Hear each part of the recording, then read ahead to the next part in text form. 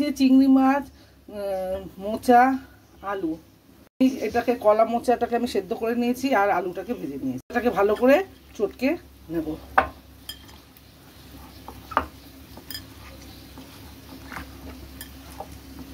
এটাকে আমি একদম চটকে মেখে নিয়েছি, আমার মাখা হয়ে গেছে। কড়াইতে তেল বসিয়ে দিয়েছি, তেল গরম হয়ে গেছে, দিয়ে দিলাম জিরে ফোড়ন।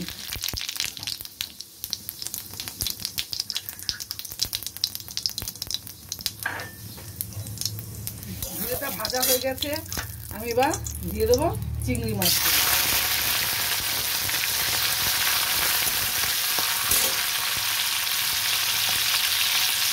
দিয়ে দিচ্ছি একটু নুন,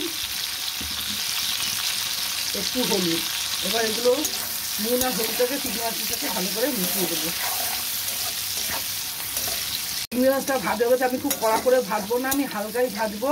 আমি এর মধ্যে দিয়ে দেবো মোচাটা। মোচাটা দিয়ে দিচ্ছি।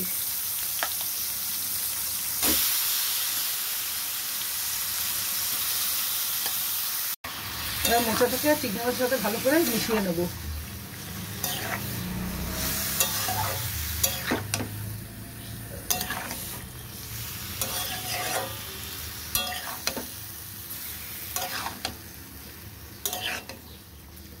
দিলাম তেজপাতা,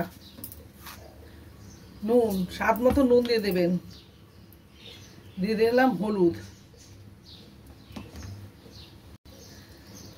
জিরে ধরে গুঁড়ো দিয়ে দিলাম 1/2 চামচ মতন। দিয়ে এবার এটাকে ভালো করে মিশিয়ে নেব।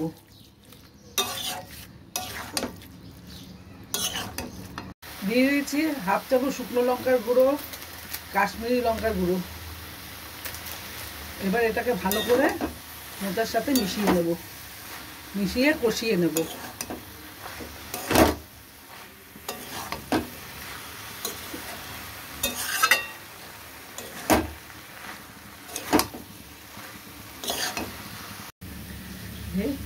আলু আমি দিয়ে দিলাম।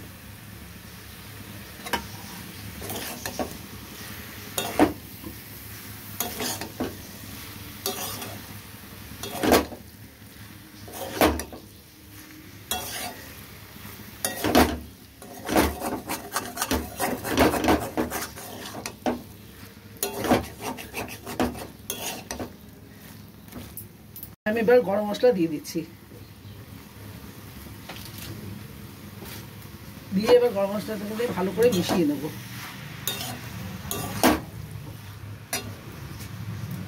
দিয়ে দিচ্ছি আপনারা আপনাদের স্বাদ মতন মিষ্টি দিয়ে নেবেন।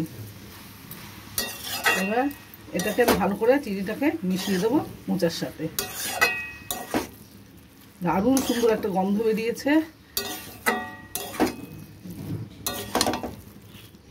গরম মশলাটা ভালো করে মেশানো হয়ে গেছে, এবার আমি গ্যাসটা অফ করে দেবো। এবার এটা নামিয়ে নেবো।